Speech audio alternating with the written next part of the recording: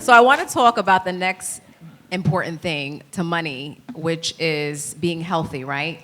And I think a lot of entrepreneurs or solo entrepreneurs or creatives, we kind of walk around with that invincible mentality. And I kind of want to pivot to Carlos to talk a little bit about how many creatives or entrepreneurs or small businesses do you think are uninsured and have their finances in order, but don't have health insurance as a staple part of their business plan?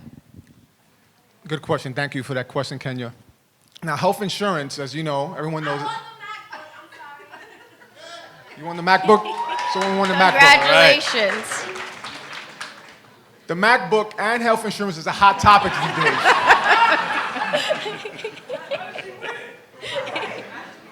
So, health insurance, healthcare is all over the news. When I say hot topic, not sexy, I'm talking about hot like in sauna. In 5 or 10 minutes, you want to take a break. But for small businesses, it puts pressure on the business, because if you want to grow the business, you need talent. And part of the benefits package is healthcare. That's a compensation package.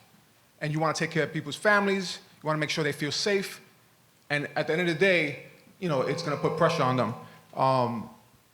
Recently, a Forbes.com article highlighted that 94% of businesses that have 50 employees or more offer health insurance. That's a little deceiving. One of the reasons is because the Department of Labor puts pressure on these employees to offer these employees health insurance. They have to give it to the employee and the children, not the spouse. But what happens is many of these businesses end up putting the cost pressure on the employee. They require them to pay 50% or more. They have to contribute 50% or more. So they just pass it down. In that same report, it shows that only 34% of businesses that have 50 employees or less offer health insurance. That means 70% don't offer health insurance. So if you want to grow your business, in my mind, and after seeing many businesses in New York City, as they grow and they want to identify talent, and they want to identify talent that's committed to their business, they have to offer insurance. And they tell me that all the time. And they're constantly looking at how to be creative, how to manage the costs. And it's not just for small businesses. Recently, I'm going to digress a little bit on the larger businesses. New York City has over 337,000 city employees that offers insurance to 1.1 million individuals. That's like 100 million a month. That's a rough estimate. 1.2 billion a year, and they're forcing now, pushing all New York City new hires, which is 37,000 monthly, into an HMO. They want to manage costs. Everyone's looking at how to control costs. Again, healthcare is a hot topic. It's a hot topic not only for businesses, but for individuals as well. Gotcha. And we were talking a little bit about this on a podcast with Dana and with Roger on the Good For You podcast, about how sometimes we as people go uninsured and the bill's going to come, right? So eventually a bill's going to come, and if you don't have health insurance, you're going to be in trouble. And it really doesn't matter kind of where you are on the financial parameter. We all need to be healthy and well in our finances, because you can't help anybody if you're sick or broke, right? So I just kind of want to take it back to Daymond and to Dana real quick. So good ideas come a dime a dozen, but it all comes down to execution, which matters the most, right? So how important is it to have an innovative marketing and operations model when launching a business? Well, you should have a business plan in all different aspects of it, but yes, absolutely marketing. But again, like Dana said, you got to go hit the streets, whatever the streets are to you. You have to hit the streets. The first thing you see us say on Shark Tank, no matter what, when people come up, we go, what are your sales? The reason why we say that is, have you defined who your customer is? Is your customer a female, male, 39, 99? Are they buying the product for $10, $15, $20, $30? And if you don't know who your customer is, then we feel on Shark Tank that you're going to use my money as tuition. And we're not going to do that, right? So your sales are important. Now, somebody here is going to say, well, I don't have $1 million in sales.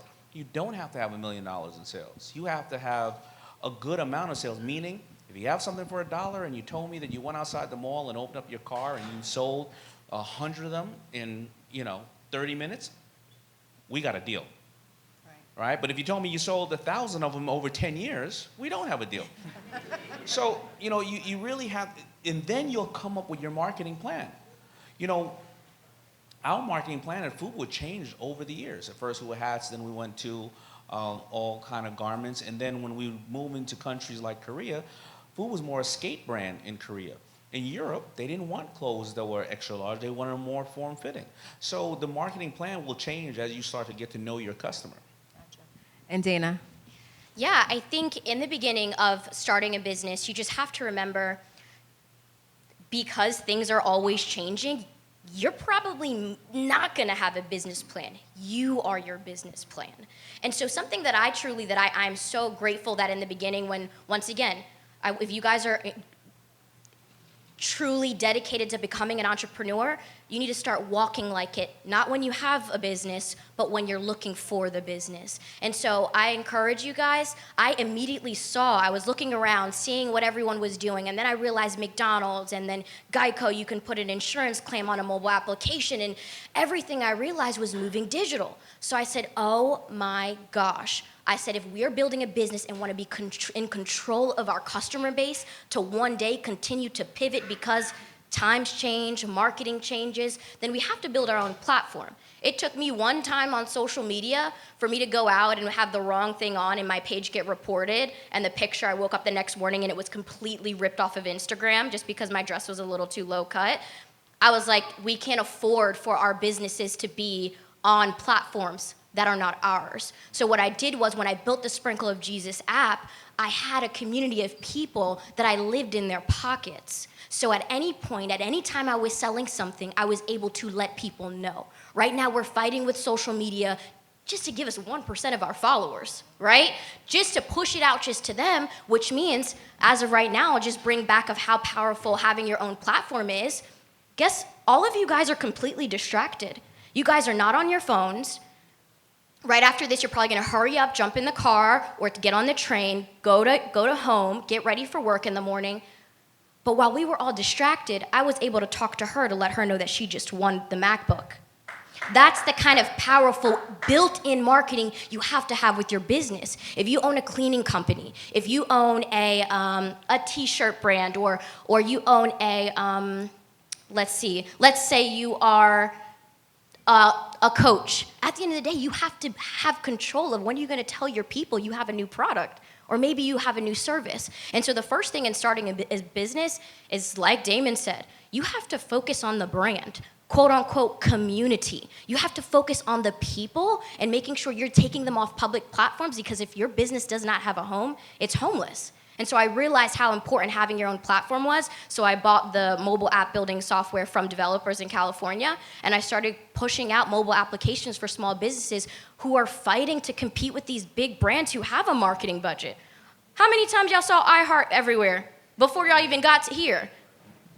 Well, if you have a podcast or something like that, guess what? They just outbeat you. But if you built your own community, you wouldn't be able to speak to them whenever saying you just uploaded a new episode. But as of then, you're fighting with people's attention span, and we need attention to make money, okay? Got it. So that's a perfect segue into my next question about social media. How can social media be leveraged to build brand awareness and lead to sales and engagement? Because I feel like it is a popularity contest sometimes, but what are some ways we can make money using social media?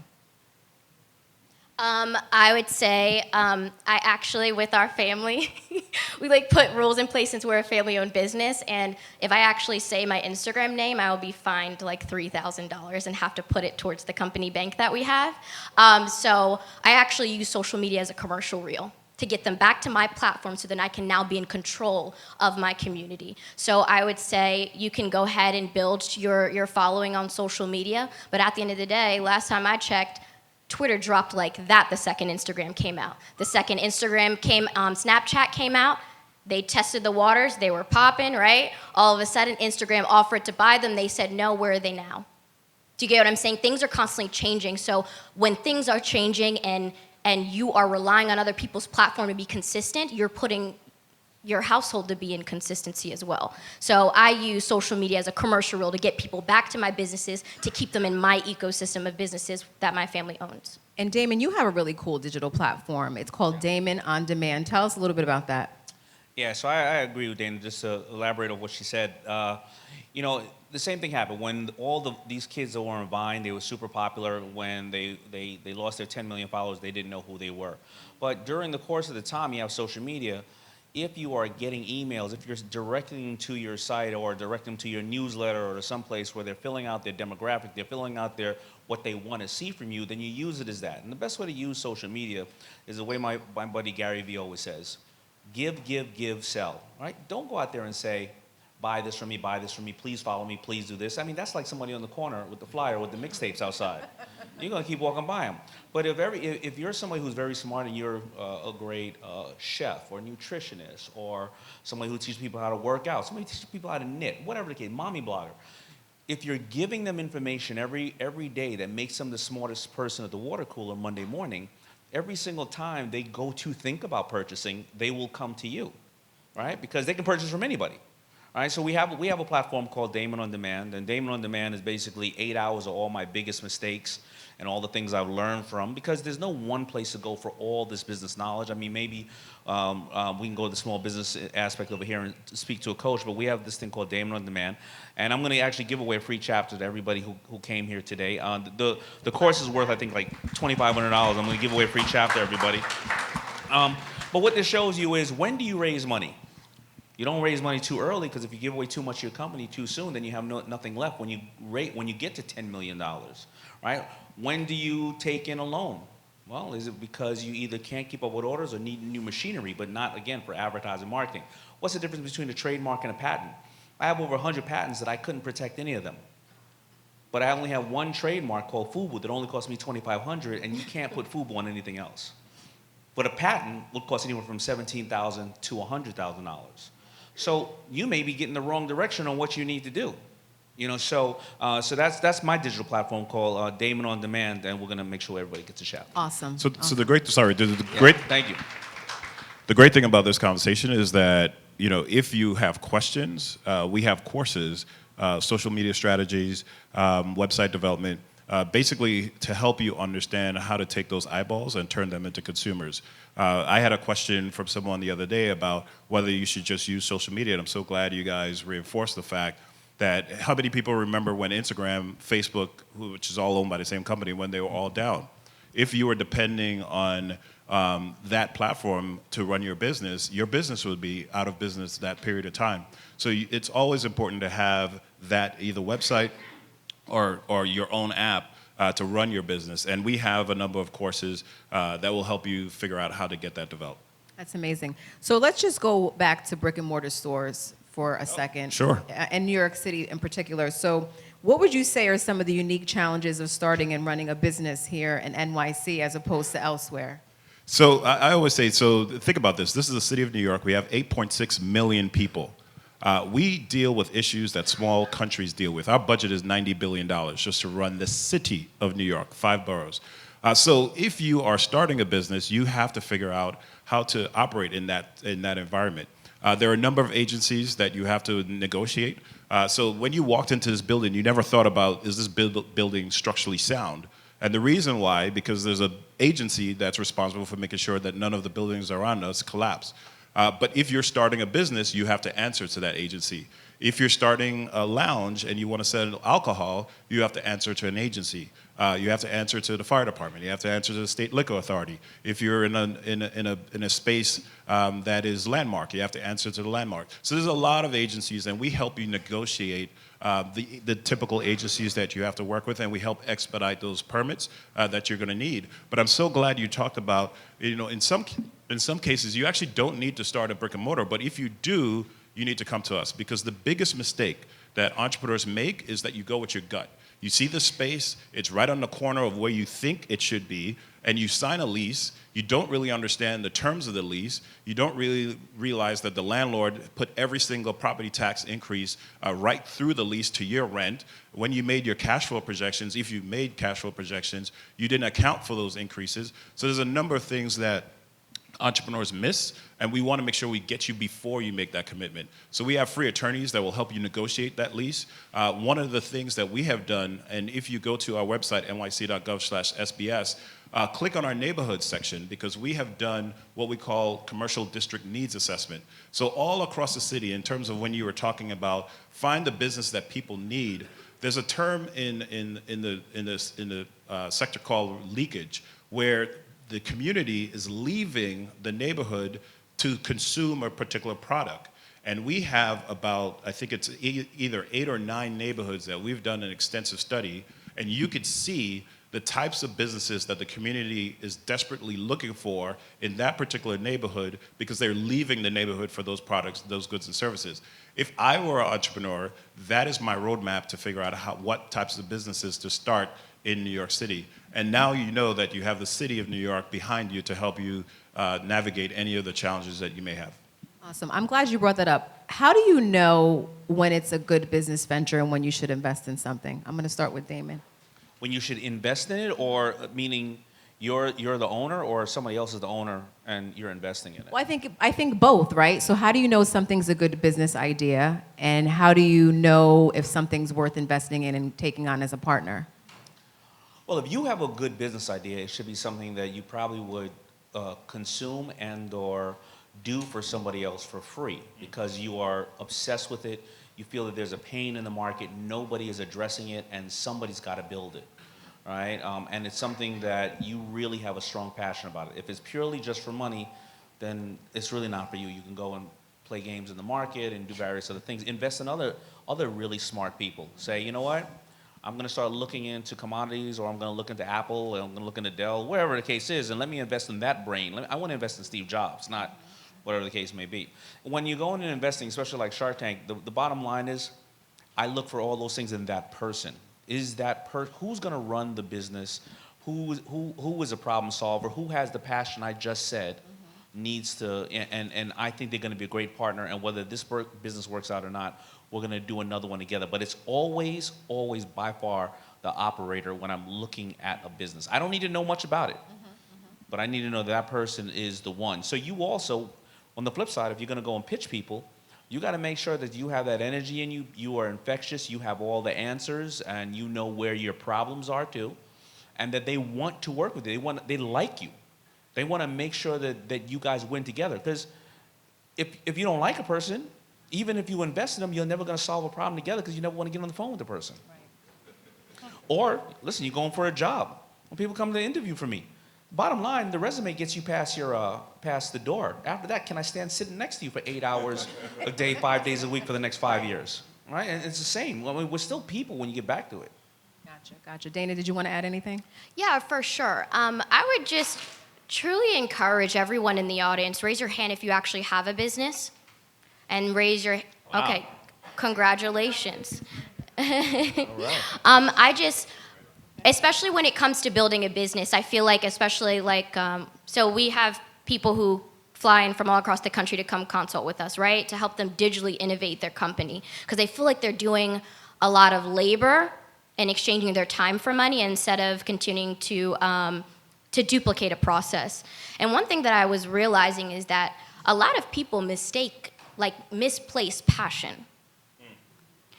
And when I was trying to understand, when people came into our office, when they said they wanted to go into certain types of businesses, I said, well, why? And they didn't really have an answer. And a lot of the time, you want to go into these extraordinary, people-based businesses when it comes to having to be popular in order to make a bunch of sales and all that kind of stuff, instead of, like I was saying, going into need-based businesses. And I just encourage everybody. I hate the word business owner because I feel like you are so stuck on one business, but being an entrepreneur is doing whatever is necessary to make money and not having to work for someone else. So I just encourage all of y'all, sometimes you're gonna have to do some things you don't want to do to fund your passion project, but don't stupidly go into selling fur coats if you live in Los Angeles. Do you get what I'm saying? And so sometimes you're gonna have to do things that you don't wanna do. Do you really think that I wanna go into the tax preparation business? Like, do you really think my husband was selling in the beginning of his brand inspirational jewelry? Do you really think a 24-year-old man wants to spell inspirational jewelry? Absolutely not. But he realized that there was a community of women who was willing to buy it. And so then he funded all of the money and then asked me for the rest to build the tax preparation company. And sometimes, like I was saying, you're going to have to do that credit repair company, that tax preparation, that cleaning company in order to fund your passion. But please, sometimes there isn't that much passion built in business. Daymond will definitely tell you. He has been in love with certain things, but as soon as we start working them, we're like, oh man, I'm not as passionate as I used to be because this is frustrating. But it's worth it because of the result that it's turned. Business is the exchange of money. It's the only thing that it is. And there are things that I have done that I haven't liked. And I promise, I'm sure there's gonna be things in the future that I invest in that I'm not super passionate about. Listen, I hate tax time, trust me. Hate it. But when you see something's profitable and you're looking to build legacy for your family, I truly say, look at businesses that are no longer gonna need your face to survive when you pass it down to your kids. And so that was my goal after Sprinkle of Jesus. I was like, dang, okay, I built this off of Dana Chanel. Now what are we gonna do next to make sure that my kids or my little sister, if something happens to me, or can take it and it still be super profitable, already making a couple $1 million, and she can go ahead and continue to cultivate it. So I just say, guys, when really looking to go into business, or maybe you realize that you're not making as much money with the business that you're doing right now, entrepreneur has multiple streams of income. Don't be afraid to grab your sister, grab your mom, say, I understand that we have attitude problems sometimes, and I know that we are dealing with generational curses are in our family of division, but we got to do something because this ain't working and it's never worked before, so we got to do something different. Get together and start a need-based business so that you can continue to offer your products and your services to people despite not having a marketing budget. Last time I checked, that Poppy store on the corner, oh my gosh, they're clearing $1 million with no problem. But we're too good for a Poppy store, right? We're too good for cleaners because we don't want to see. And just really quick, I'm gonna just for a second go off on a tangent because I feel like this needs to be said. A lot of the time, especially as African Americans, the reason that we don't go into need-based businesses is because we're afraid to be looked at as a servant. Once again, I'm gonna say that we're afraid to be looked at as a servant. Even Hispanics, I'm Hispanic, they have no problem being looked at as a servant. But they make sure they put food on the table every single time. So going into need-based businesses, these high-rises, guess what? They're need-based businesses. They're literally need-based businesses who are going to sell you their product, and most of the time you don't even know that you're buying from them. So really, if you're going into entrepreneurship, really analyze what you're doing and who you're including. Get your family together, make it no option. I literally have every single person with me. My husband, my dad, my sister, we didn't get along, but I said, yo, to get on this train, you see progress and you're still where we used to be, submit to the family, let's build together, and we can continue to grow. But the last thing you need to build a business is money. The first thing you need is a support system to help you make it. So I want to stay on the topic of an investment for one more second, because I think the biggest investment you can make is people, right? And Carlos, I just want to talk to you about some of the misconceptions sometimes with the cost of covering ourselves with health insurance, because I think sometimes we think we can't afford it, it's too much, or we think we make too much to be able to be covered. And I just want to talk a little bit about the gap, like what happens to the people that fall in the gap, or what happens to the people that think that they can't afford it, and what are some of the options that are available to them? One of the misconceptions is that, especially some people who are healthy and don't see the doctor often, is that I don't need to see the doctor, why should I pay? I think health insurance is a good thing for just peace of mind. And in New York City specifically, there's plenty of options. MetroPlus health plan is the top option. I'm biased. And recently, the mayor announced that MetroPlus is the New York City's public option, and anyone who doesn't qualify for insurance is guaranteed to have health insurance coverage if you go through our health and hospital system. Now, another misconception is people not qualifying because it's income-based. If you're a low-income individual, you will have coverage to find. If you make too much money, you still have coverage you can find for yourself. You have plenty of options. For small business owners, MetroPlus has a small business health insurance options, is the lowest cost in New York City. Many business owners get caught with having insurance that's built into these other programs because it's a benefit package, and they're not realizing how much they pay. MetroPlus is dedicated to making sure we provide the lowest cost. Doesn't mean it's a bad product, because we have people here on this floor who are hustlers, and they provide personalized assistance. And we dedicate ourselves to making sure that these small business owners get the best service that we can offer. You saw we have multiple languages here in New York City, and we provide services for over 40 different languages. So overall, one of the misconceptions, to just go back to your questions, is that people don't need it and they can't afford it. And the government will actually subsidize some of your health insurance costs, right? So if you want to find out more information about that, you definitely need to see somebody at MetroPlus Health Plan to learn about how you can take advantage of things like that. And I just want to kind of get into, really quickly, oftentimes we launch a business, our idea, without protecting it, right? How many times have we told the wrong person our idea and someone's tried to take something from them? How do you determine who and who not to share your business plan with when you're developing your business? Daymond?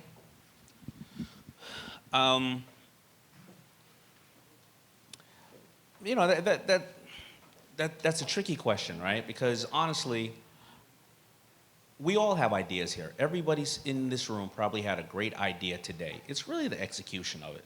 Yeah. It really is. I mean, all right, if I told somebody I was going to come out with a T-shirt line, it's been done before. So it really is execution about the brand. It is. It's speed to market, execution. And if you think it's something really great, I mean, the #1 product ever sold in the entire history of product to beat the iPhone is the Rubik's Cube. It is.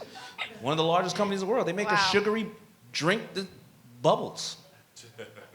So it doesn't have to be this amazing, you don't have to have another valve for a heart. You know, if you have a Snuggie, you just took a blanket and punched 2 holes in it. So it's really the execution. It really is. I mean, one of my most successful companies, they came on Shark Tank, they were doing $800,000 a year. They're doing $120 million a year right now. It's Bombas Socks. They sell socks. Lori's most successful company, it's a stupid-looking little sponge called the Scrub Daddy. It looks like a little face. It's just a sponge. She's done $150 million a year on that thing. And yeah, now it's no laughing matter, right? So it's execution. Gotcha. Dana? I'm going to be super honest with you guys. Nobody freaking cares about your idea. No, like, to piggyback off what he said, it's all about execution. I didn't get Sprinkle of Jesus trademark for 3 years. A lot of the time when people call us, they're like, oh my gosh, like, can we sign an NDA? Like, I don't want you to steal my idea. I'm like, trust me, your idea isn't worth stealing if it's not making money and not turning a profit. So I encourage, once again, like, that costs money.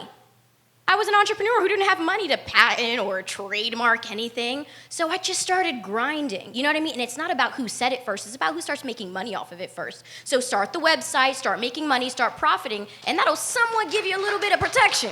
But I'm gonna be honest, like he said, there's nothing in the world that you came up with that is so different. It's literally just an innovation on top of innovation. From the beeper to the flip phone to the iPhone. Everything that you're thinking about in your brain is literally just a piece of something that's already been done and you're just innovating. A woman created a mobile app called Winnie. It was literally, she Googled all these really cool places to take your kids to. She shared it with her network of moms. Once again, quote unquote, this was Googleable. The information was already there. All she did was make it convenient for it to be all in one place. She got like a $14 million investment selling. Like, what? Like, that seemed like the simplest, crazy idea. But your idea has already been done. Your job is just to innovate a little bit, change up the packaging, and sell it again. Like he just said, one of their most successful products are socks. It's all about you. you have to sell it differently. You have to convince people to actually believe in what you're doing. It's all right to be a copycat. You just have to copy the right cat, and you have 2 of them in front of you. So do what it is that we're doing and continue to start somewhere. Agreed. I will say, though, once you start making money and it is profitable, you should get your idea Definitely. trademarked. You should get intellectual property protection. There actually are some experts in the room from Gearhart Law. They do patents and trademarks. So if you want to see them, They're they can awesome. hook you up and answer questions because you do want to protect yourself. And by the way, more importantly, set up your legal structure, the structure to your company. That's really important, right? Because you don't want to start off, and if you can trademark things earlier, you should, but at least research it, right? Because some people don't know about trademarks, so I always tell people if, I met this woman and actually it happened to 4 different companies on Shark Tank. Once we did the deal, they didn't own the name, and somebody else owned it for various different reasons. Wow. Really, various different reasons. So be careful, because a lot of people say, well, that's my son's name. I can name my clothing brand after my son. Well, then my next son will be called BMW or Apple, So, but get some advice. And the advice that he's saying that they offer, I've been in business a long time. I've never heard of that. Yeah, me either. It's amazing, like, to find out about leakage in certain neighborhoods and know where they're going, and he's just sitting. I mean, I can't even tell you how much his department probably has, the data that he has. It's really amazing. And I'm gonna get his number afterwards. Yeah, where were you From when myself. we started? I got some questions. And so after I serve, David, like once you come to us, we can help you in terms of structure. So we could set you up with an attorney.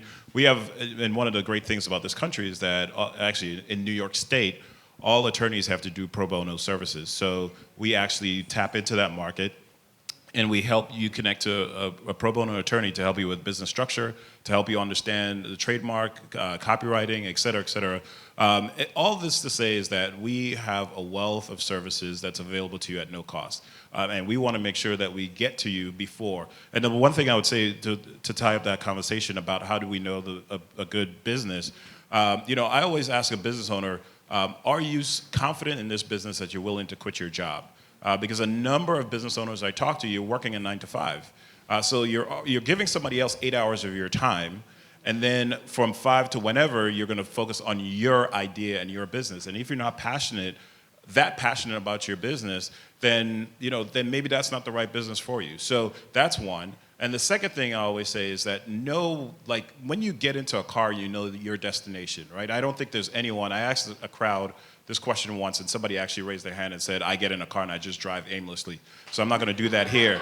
But most of the times when you get in a car, you have a destination. And when you're starting a business, why are you starting this business? Are you starting this business to end up in front of Daymond and the other sharks to actually get investments and maybe sell that business? Or are you selling that business, or are you getting into business to pass it on to your family and create a legacy, a never-ending legacy? Because based on what your end goal is will depend on how you actually run that business. Because if you're looking for a legacy, you're going to be slow and steady in terms of growth. But if you're looking to flip, you want to see growth in a shorter period of time so you can demonstrate those sales, and that changes how you actually run that business. So all these things we talk to you about. We have one class, if you can remember anything from here, is Fast Track New Venture. So that's a class where it meets and we talk about all these things. And if you've been in business, because I saw everybody raise their hand, and you've been in business for over 2 years and you've stagnated in sales, we have a class called Fast Track Growth Venture. And that's another class to help you figure out what next steps I need to take to actually get to the next level. Gotcha. So I have one final question for the entire panel, and I'm going to start with you. Okay. No pressure. So what is the best advice that you would give to a current entrepreneur or someone who is looking to start their own business? So, excuse me if so as you heard, I'm West Indian. So I have this motto, a closed mouth don't get fed, right? And you have to ask for help. And there's a lot of entrepreneurs who try to do it on their own. You're hearing it from the panel. There are people, I was so happy when you talked about your failures, because there's a lot of people that think that once I have an idea and I have a business, I'm going to start it and I'm going to be successful. There's so many failures that lies between success that you have to ask for help. And there are people out there who have made those mistakes, and they're willing to actually help you avoid those mistakes. Certainly, we at Small Business Services, there are over 230,000 small businesses. Every year, we help up to 20,000 small businesses. So we know what works and what doesn't work in New York City, and we have a lot of information. So come to us, ask us for help. The government is not necessarily a bad thing. I know we are conditioned to think that the government is bad, and yes, we dip into your pockets and we take your taxes in the form of taxes, but we are using those dollars to actually give back to you, the community. So I want to make sure that you ask us and just be open and honest and just ask people for help. Yeah, so I think there's two things. The one is just a quick answer. It's have financial intelligence. Really understand how numbers work. That's very important. So whether you are balancing a checkbook at home or whether you're running a business, there's only two ways to operate a business. You decrease costs or increase sales. And if you don't know about interest, your role is going to pay it. And if you know about it, your role is going to earn it, right? So understanding financial intelligence. And I almost lost, when I first started the business, I almost lost my house because I took a $100,000 mortgage. Then I went on and was successful. I made money and I blew millions and millions of dollars just not knowing how money works. And I didn't blow it on lavish things. I blew it on the way what I thought I should buy. So number one, that's extremely important. And the flip side is the other thing that I always tell people, it's what we call OPM, but it's not other people's money. It's other people's, and these are resources. These are slack resources you have around you. Other people's mind power, manpower, manufacturing, marketing. And one way that I'll show you that I use other people's manufacturing when I was younger. I had a $50,000 order by a store. The store didn't want to give me the money because I'd have bought a brand new car and I would have just never came back, right? So I went to the guy who was manufacturing my t-shirts and I said, listen, if you're charging me $6, if just charge me $7, I'm not going to give you the money in advance, but you collect the money directly from the store. All right, so now he's getting a premium. He's getting $1 more than he normally would have made. He's getting it directly from the store. The store gets to know who he is as a great screen printer and embroiderer, so they're giving him more business down the road. The store is happy. They don't give it to me because they know they're giving it to another business owner, and I didn't give up any of my company. I just gave up an extra $1. Right? So try to use other people's marketing, manpower, mind power, mentors. Always do that, and make sure you find a mentor. That's probably my third point, because a mentor is by far one of the main reasons why people succeed. A mentor, whether it's in health, whether it's in business, whether it's in faith, try to find a mentor because they're extremely important. Who does not have an interest in your company. Make sure the mentor does not have an interest in your business. Thank you. So Dana, what advice would you give? The only thing that I would leave you with is just to be very, very honest. Passion isn't always going to get you paid. Just 100% honest. It's your willingness to sacrifice. And a lot of people come to us and think mentorship, it is indeed the most important part of going through a business because they've made mistakes, they know what they're doing, and they can lead you in a direction and kind of navigate you so you don't make a lot of the same mistakes. But I'm gonna just be super honest, I'm willing to mentor, but my mentorship isn't free. Why? Because I know what is capable of happening after my mentorship happens. And it's not because of the companies that I've built, but because one thing that I've realized about all of us is that if we don't pay attention. And I will not waste my time with someone who is inspired enough to be an entrepreneur, but's really not gonna do what it takes to become one. And so I just say, really, really check yourself when it comes to entrepreneurship, because if you're only willing to be an entrepreneur because of what you're passionate about, we are growing at all times. I once was a high school student then who liked who liked clothes, and then I was a college student who was broke, and then I became a wife, which I was now looking for a home, and then one day I will become a mom, and now my money will be spent on children. Do you get what I'm saying? So you're constantly being put in different directions, and when it came to being an entrepreneur, the second that I realized I started spending my money in one area way too much, I decided to make it a business, not because I was passionate about it, but because I realized it was resourceful. The reason why we built Curl Bible. I wanted this natural hair journey because I just wanted natural hair again. Then I realized every single time that I went to a beauty supply store, I walked into a store that was ran by Asians, no matter which city I went to, and I said, whoa, wait, huh? They don't even use these products. I'm confused. And so I realized that every single time I was spending 60, almost, ladies, how often do we go into the beauty supply store? We go for one thing and we end up buying everything else. And so I realized, let me go ahead and build an online beauty supply store because I know that this is what I'm doing at the moment in life. And it would match with the storyline because at the moment, guys, people aren't buying your business. They don't care about your product or service. They're buying your person, like who you are, what you stand for, what are you talking about, the why, the passion when you speak about your product. That's what they're really buying. And so I'm just going to be 100% honest. Truly, just look around your environment. The fastest way to build a strong, sustainable business is to actually go into something that your community needs and not just expecting people to care, because they won't until you make them and give them no option to care. And that's through strong conviction, marketing, and promotion. There's no secret sauce to becoming an entrepreneur. You got to put money in, bro. There's no secret sauce. It is built off the willingness to sacrifice not just your time, but your funds to build it. And just with iHeart, I did my research. I was like, wow, they were an advertisement company. And then they started buying all of these radio stations and stuff like that to continue to have a stream of distribution. Build one thing, guys, and then go ahead and start building your passion projects. But you have to start making money right now to pay that light bill, to pay your rent, and to pay your cell phone bill. It needs to be made. There's no other way around business, because if you're not making money, it's an expensive hobby. And all of y'all do not aspire to go into an expensive hobby. You need to start making money now, building something that you could survive off, and then go do what is it that you want to do on your free time.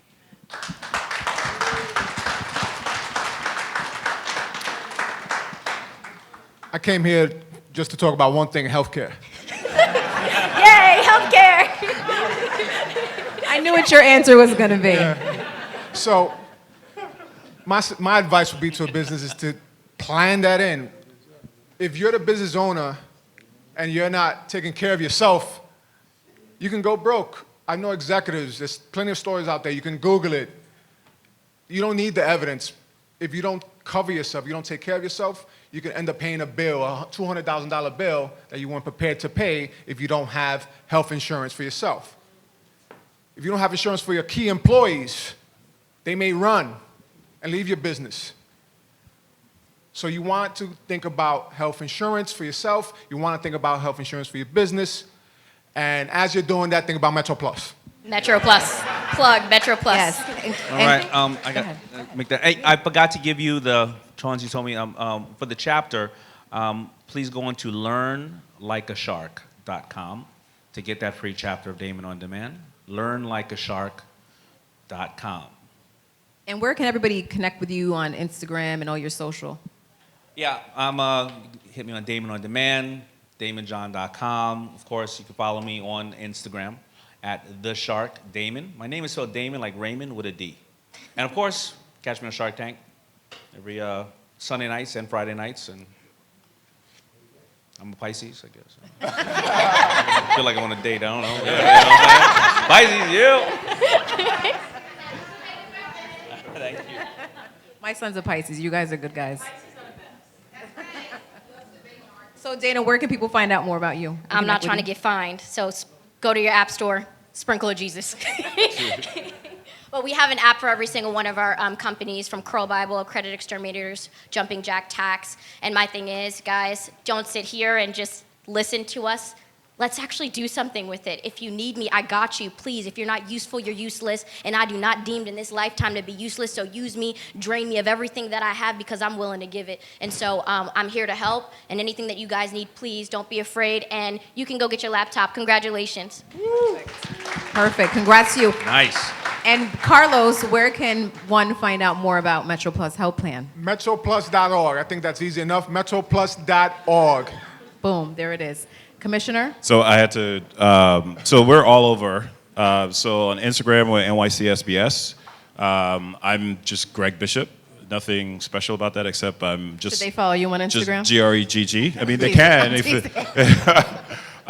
We're also online at nyc.gov/SBS, and you can follow us on Twitter as well. I will say that we are very much focused on helping entrepreneurs.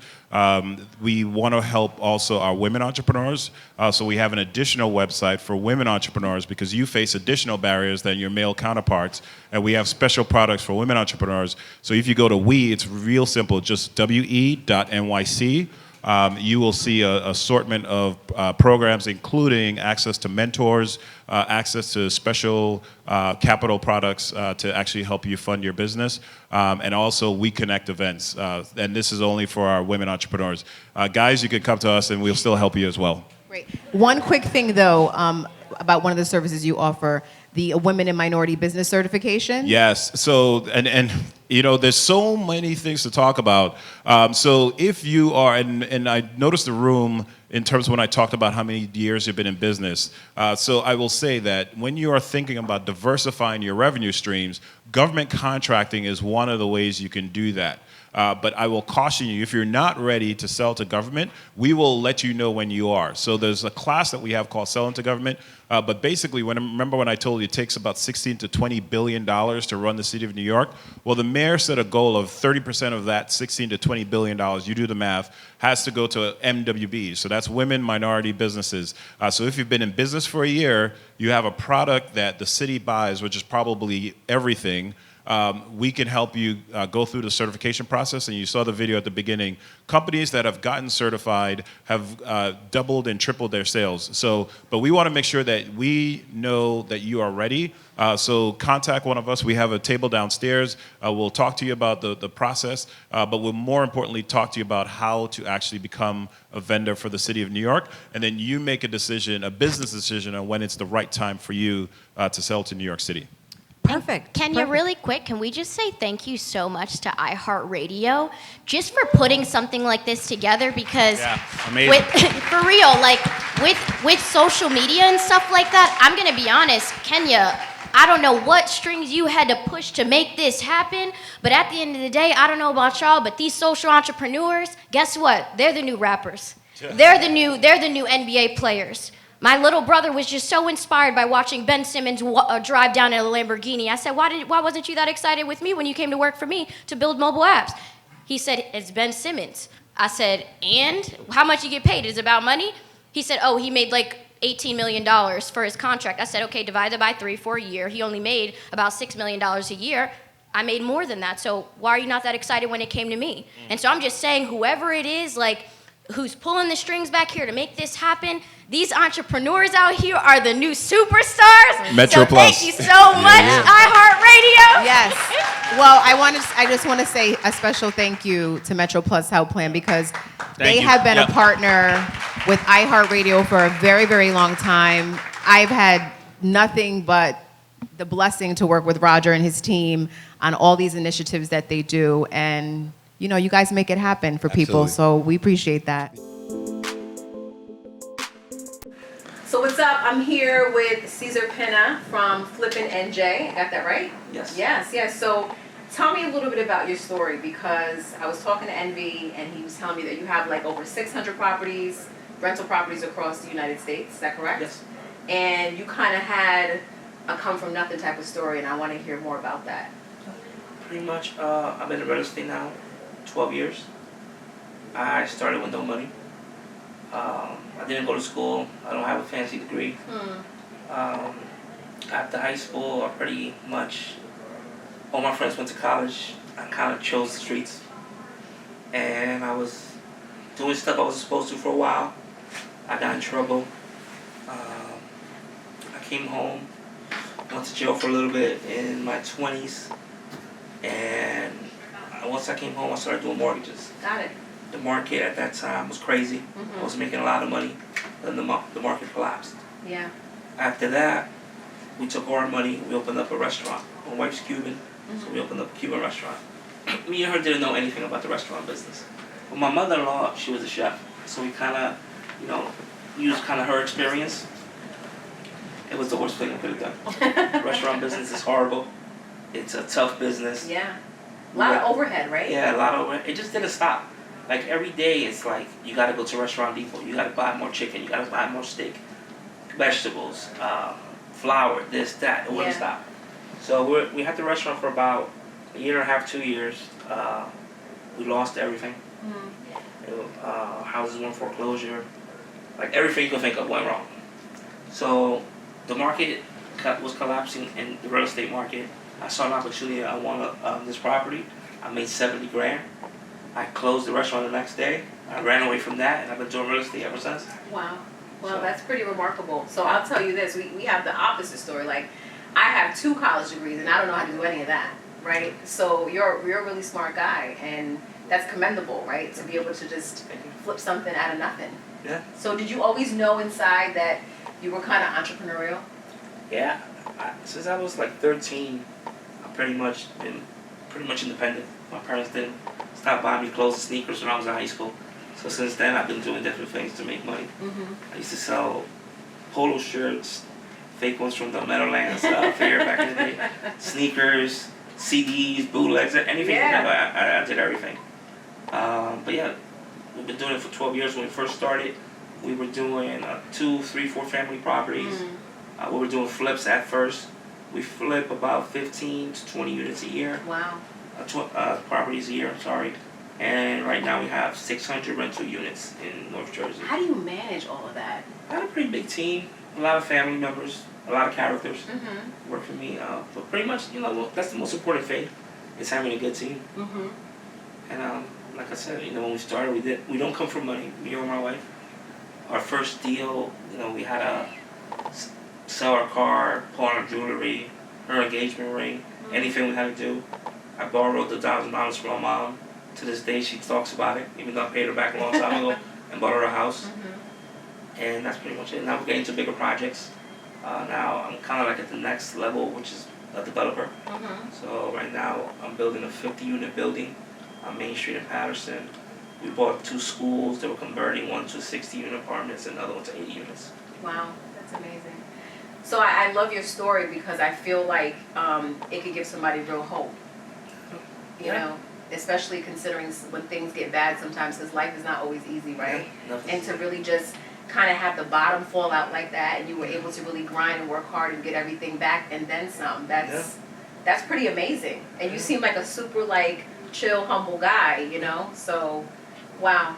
And then me and Emmy been doing real estate seminars. We're trying to inspire people. We've been, I think we're going to number 6. Yeah, you said the one you had in Atlantic City was awesome. Oh yeah, it was pretty dope. We had about 1,000 people there. It's crazy. Yeah, the feedback's been amazing. A lot of people started looking for properties and for deals themselves on Monday, so it's pretty awesome.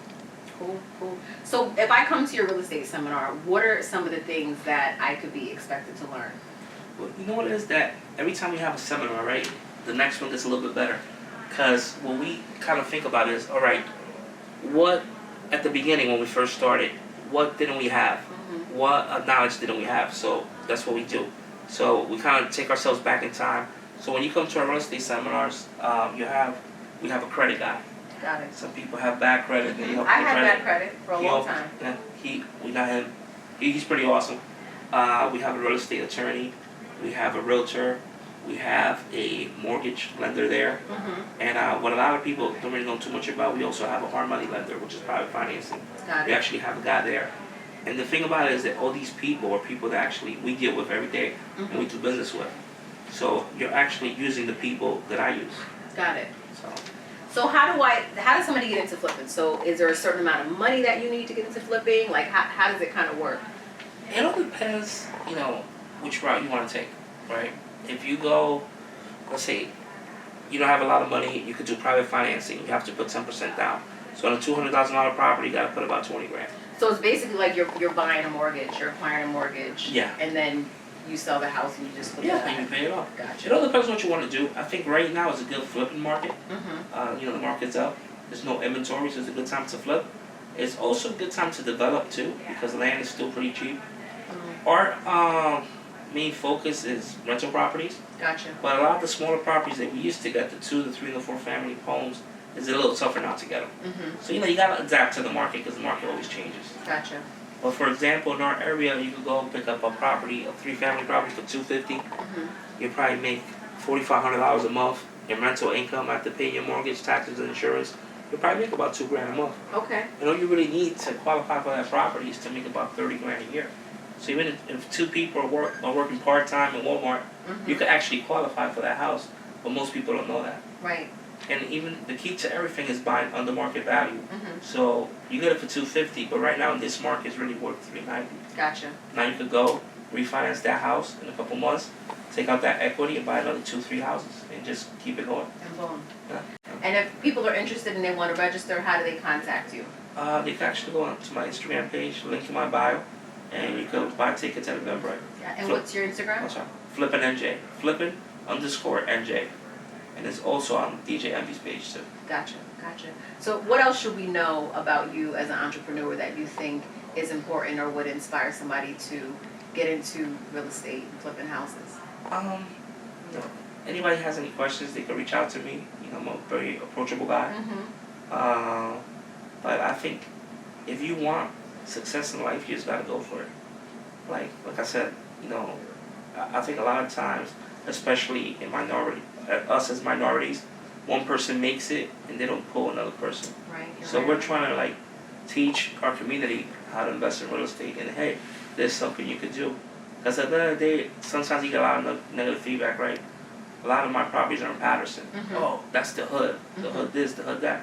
It's not going to be the hood forever. That's right. Anything that you're close to New York City is going to change. Right. Because we've seen it, I mean, look at Brooklyn. Yeah. Yeah. Look at Harlem. Mm-hmm. I remember in the 90s, there was blocks and blocks of vacant brownstones in Harlem. Mm-hmm. And you could have got them between $1,000 and $10,000. Now they're worth $3-4 million. Millions of dollars. It's crazy. Yeah. Jersey City wasn't that good a couple years ago. Look at it now. Mm-hmm. Even Newark, downtown Newark. There's a lot of development going on down Yeah. there. Yeah, for sure. So that's one of the things too. Like a lot of times, we want to leave our communities and we don't invest in our communities. Mm-hmm. And then when the price goes up, we're all complaining. Mm-hmm. So So true. So listen, it was a pleasure sitting down and chatting with you. thank you so much. If you want more information, what's your Instagram handle again? Flippin_NJ. Got it. Well, listen, it's been a pleasure, ladies and gentlemen. You're speaking with Cesar Pina. Yep. And thank you. That was great. Thank you.